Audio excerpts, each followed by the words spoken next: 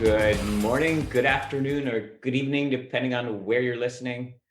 This is Dan Turchin, host of AI and the Future of Work, CEO of SignalFire, the system of intelligence for IT operations, and executive chairman of PeopleRain, the AI platform for IT and HR employee service.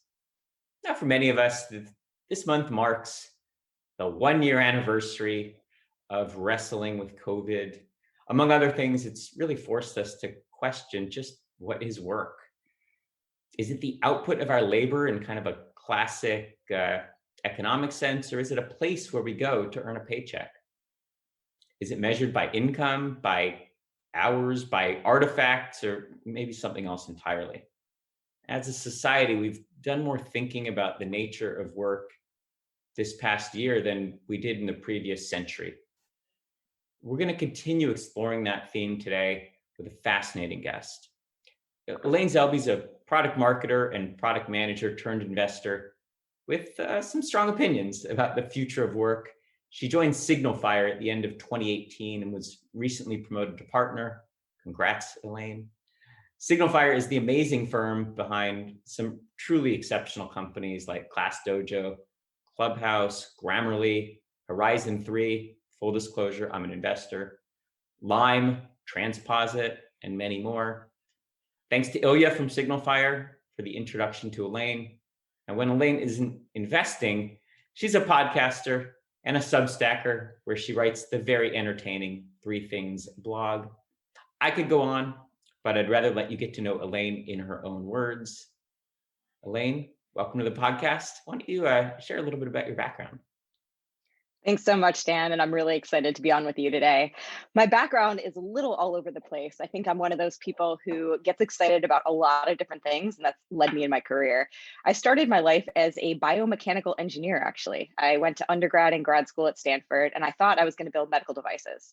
And pretty quickly after I graduated, I realized how slow everything in hardware is, let alone FDA-regulated hardware. So I was trying to figure out exactly what I wanted to do. And I always knew I wanted to start a company, but I was a little bit too risk averse.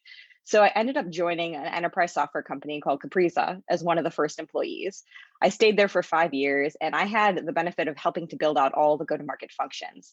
Pretty quickly after I joined, we ended up getting funding from Andreessen Horowitz, Charles River Ventures, some other tier 1 VCs in San Francisco.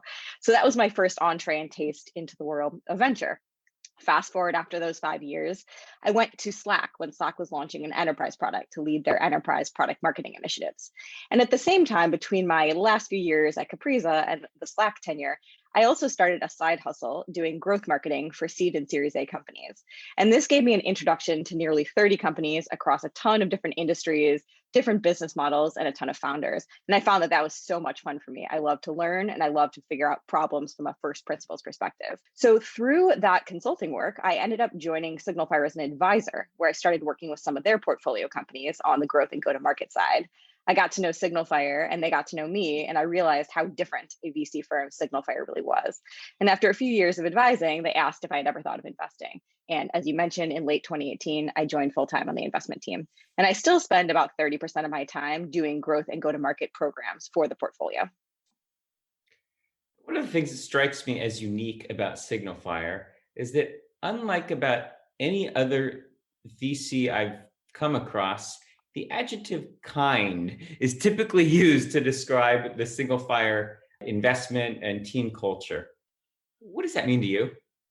First, I love that word, and I love that that's how people describe us because it feels so true and so authentic.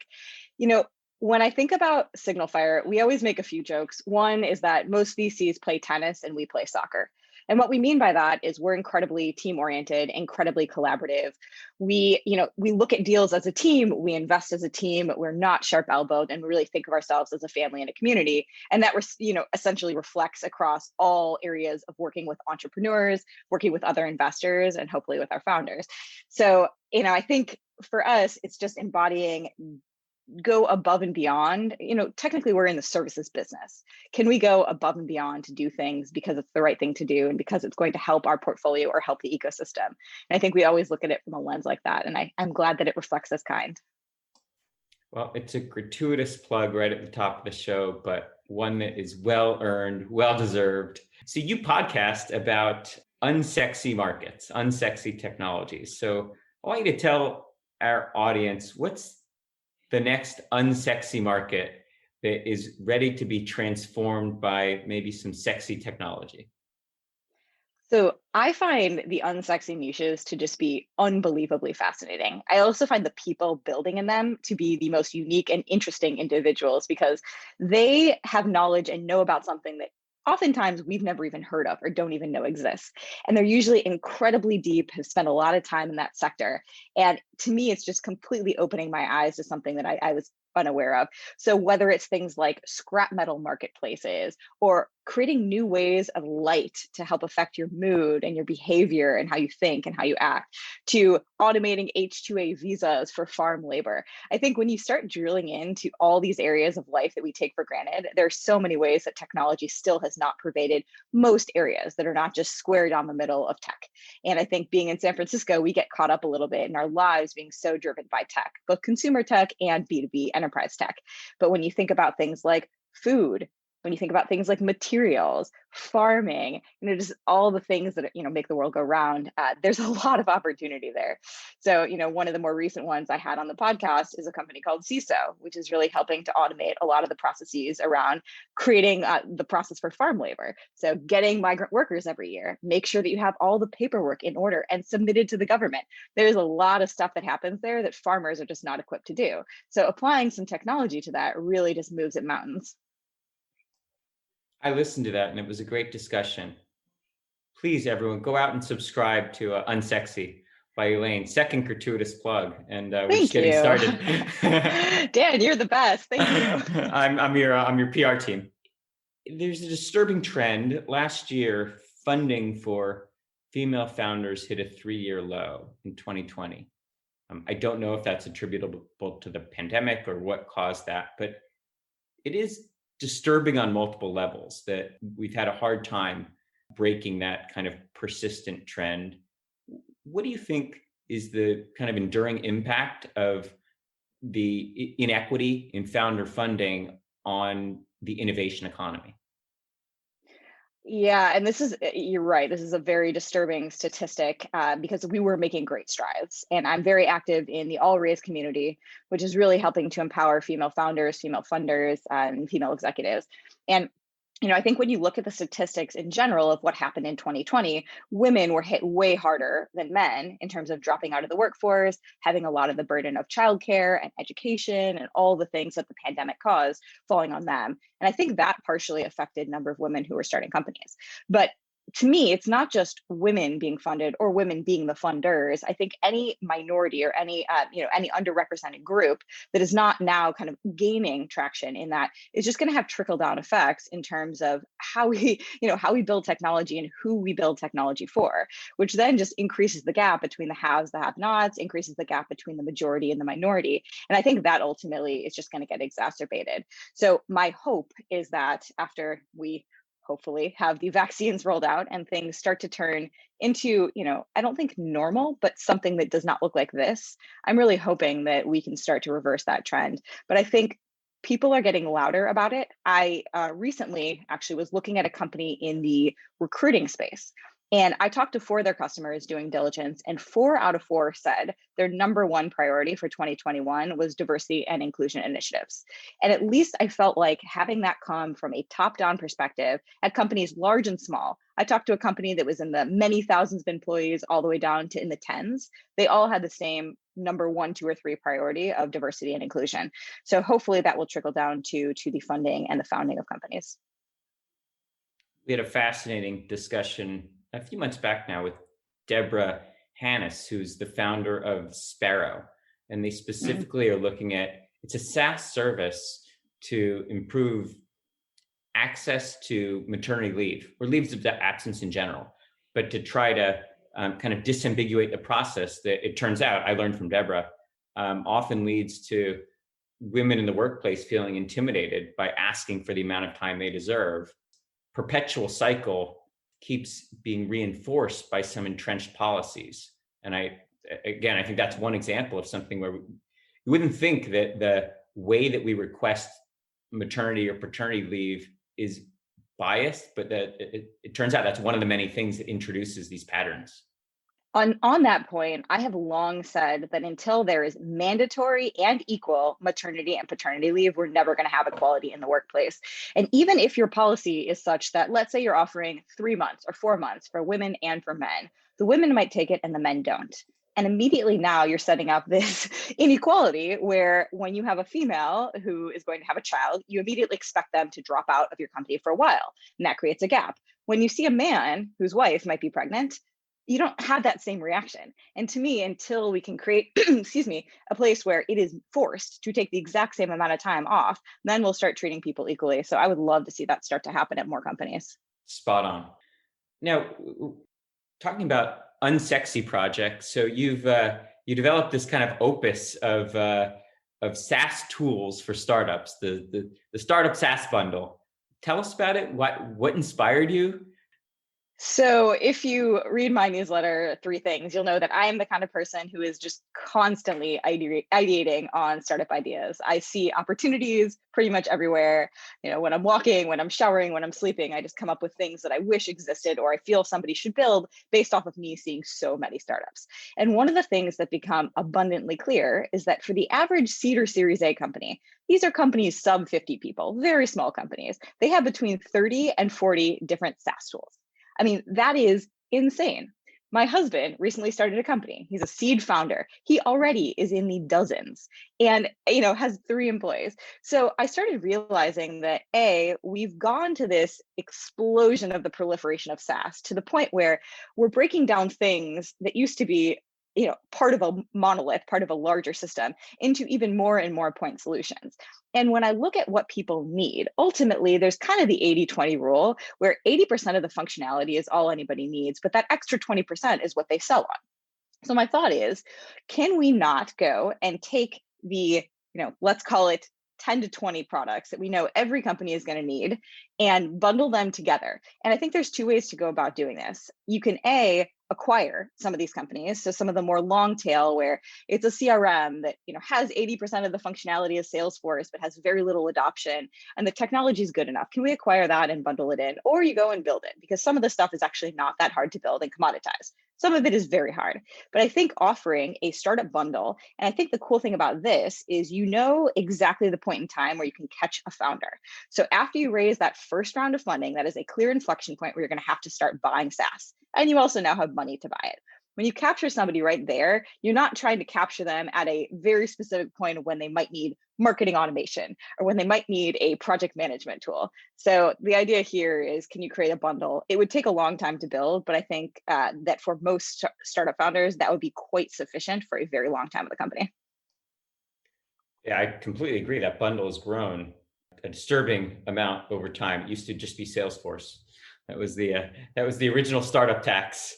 Well, it used to be an ERP, which was either SAP or Oracle. Okay. And so my joke always was bring back SAP. And I know I'm totally joking when I actually say that, but the underlying concept is what was great about a company like SAP and their ERP system was you bought one piece of software. You had one vendor to manage. You had one contract. You had one bill, and it had what you needed. And now you have 30 different vendors with 30 different bills and 30 UIs and 30 logins and all the things that come with that. So despite the proliferation in the number of tools in the SaaS bundle, tell us about one that's missing. What's in the gap that needs to be added to the bundle, maybe perhaps related to remote work or new patterns in work, but what do you see that needs to happen? So the tool that I think is missing right now is something on the documentation side. So when I started researching remote work, which was well before the pandemic started, one thing was very consistent about all companies that were remote first, whereas everything else was nuanced. The one thing that was consistent was they all began with a culture of documentation from very early on. And co-located companies do not do this and are historically horrible at documenting, which is why they rely on being in one location, having an open office plan, grabbing people and going into a conference room and whiteboarding. So the idea here is, if humans are lazy by nature and are not good at documentation, can we use technology to help automate some of that process? And on top of that, once you start documenting a bunch of stuff, then you run into the knowledge management problem. So can you apply an algorithm similar to how Google PageRank works, where you start understanding when people search a query, what are they clicking on, and surface those higher. Uh, I think there's an opportunity to build almost a self-amending knowledge management repository based off of this automated documentation platform. So I think there's something there. I don't know exactly what it looks like. I'm definitely not the right person to build it.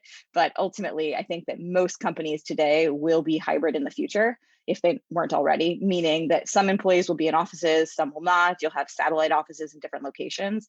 And because people are not all together, I really do believe that documentation is going to become one of the biggest challenges, but also opportunities in the startup world. When we have the founder of that company on this podcast, I'll send him to you to get funded. Please do. Please do. Somebody build it. So on the theme of the future of work, what do you think is something that will be routine in the workplace, call it in 2025, that today might seem like science fiction? It's funny that I'm going to say this because I'm not a gamer. I'm as far away from gaming as you can possibly imagine. But I do believe that this concept of spatial web and spatial interaction will start to take over. And the idea here is that you're going to be interacting on video, but it's going to feel like you're in a world, in a room, in a space. And that space is going to contain a combination of things like documents that you can collaborate on, whiteboards, potentially more fun activities, water cooler, coffee chats, things like that. But I think you're going to see stuff that looks a little bit like Roblox or Minecraft start to now emerge in the enterprise world and become a lot more prolific. And I think right now there are a bunch of companies very early that are trying to tackle this. And I think we're going to start to see it be a little bit more enterprise-ified, if that makes sense, because right now it still feels a little consumery. Says the mechanical engineer. Yes, exactly. We're going to Robloxify the enterprise. I love it. One of the populations of workers that I feel like has been disproportionately disadvantaged by the pandemic is younger workers who, again, I think have historically relied on face-to-face interaction, networking at events, all the things that have been taken away from us. What's your advice for that younger cohort of employees new to the workplace to be able to establish themselves, maybe, I don't know about for the, at least for the foreseeable future, where they won't have the benefits of the kind of networking that maybe you and I have had access to? So I guess I'm going to take almost the counter argument in that I think that young employees are going to go back to cities and back to offices. I believe that those people, just from a learning opportunity, from a networking opportunity, a significant portion of people today find their significant others at work as well. So I think there's that dating opportunity. I believe that they're still going to be in offices. I do think this gives people an opportunity, though, to take advantage of the fact that the internet has now opened it up so that proximity does not matter anymore. It is all about finding your tribe. And I think that that's an amazing thing. Historically, the people that you interacted with, it was very serendipitous. It was the people you grew up with, the people you went to school with, the people you lived next to, or the people you worked with. And now there's an opportunity to say, no, I care about this esoteric niche thing, and I'm going to go find the people no matter where they are. They could be in India, Romania, Argentina, and find those people. And so I do think we're seeing, look, Gen Z is 100% there already. They spend their time on the internet. And I think for people, it also gives them the opportunity to really focus on outside of work. What do they care about? What hobbies do they want to engage in? What community activities do they want to engage in? And hopefully people will maintain that work-life balance where they can have something that they truly care about and brings them joy and also brings them social interaction outside of just the workplace. Because I think historically, especially for people in startups, you work so many hours that your entire life is subsumed by work and the people that are at work. So you're an urbanite. The popular press is convinced that the end of Silicon Valley is near because of the mass exodus to Miami and every place other than the Bay Area, and within the Bay Area, every place other than San Francisco. Agree or disagree?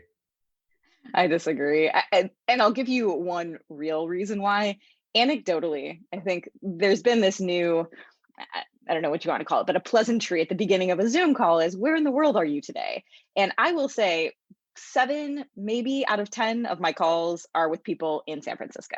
So I think we as SignalFire historically had a very San Francisco or potentially New York East Coast view of the startup ecosystem. But that said, still the vast majority of our portfolio companies are in San Francisco. The vast majority of founders I'm talking to are here if they weren't based somewhere else already. I've not heard of a lot of people who have permanently relocated. I think some people are temporarily with family or temporarily, trying out a different place, but I still am long San Francisco, and I will see what happens. Do you have to disclose that you're on Mayor London Breed's payroll? No, actually, there's been this whole campaign now to have Chamath Palihapitiya run for mayor, and I think he could be a great choice. I think he might be running for governor instead. He set his sights higher. Oh, there you go. Even better. Take all of California. That's right. Exactly. That and SPACs seem to be his areas of specialty. Tell us about the most exciting pitch you recently heard. So I think for this, just because I don't want to disclose information people don't want to know, I can talk about the most recent investment that I've made, which is in a company called TestBox. And what TestBox is doing is they figured out how to productize something that was never productizable before, which is the software selection and purchasing process. So when you are looking for, let's say, a customer support platform, historically, you go to 3 or 4 vendors, you would end up getting on sales calls. They would at some point bring in a sales engineer to build you a custom demo and show you what it looks like. And then you'd have to make a decision. Oftentimes you're oversold, underdelivered. It involves professional services to customize. And what TestBox enables you to do is enter information about your company, the size, the industry, things like that. It then spins up production instances side by side of all the tools you should be testing with synthetic data customized to your company. And you can then go and actually play in these sandbox production environments and figure out what workflows work for you. It's apples to apples comparison, and then you can purchase directly from there. So it's still very early, but I'm very excited about this one.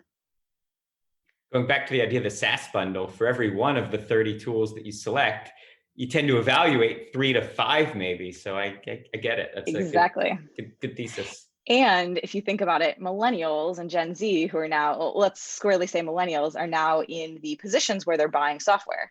And millennials do not want to talk to salespeople. They don't want to talk to anybody. And so being able to self-serve, I think, really fills that need.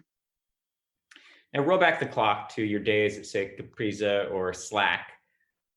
What's one lesson that you've learned as an investor that you wish you would have known when you were an operator? One thing that became very clear very quickly as an investor that I just had no idea about as an operator is how much venture capital has still some ability to kingmake a company.